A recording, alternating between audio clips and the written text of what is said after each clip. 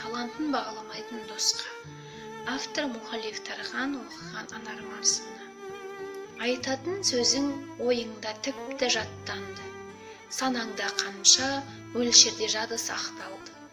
Жаңару деген кіріп те шықпай есіңе, тозығы жетіп, азатын күнің шақ қалды. Жалқаулық мінді сенің де менің мойныма. Көндігіп жүрміз көнеді оған ойында. Амал қаншаны сылтай ету мүмкін бе?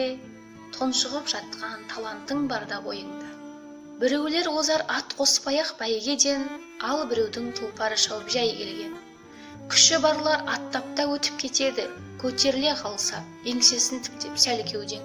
Ояту керек ұйқыға кеткен миыңды, жоғалтпай тұрып азғантай қалған сыйыңды.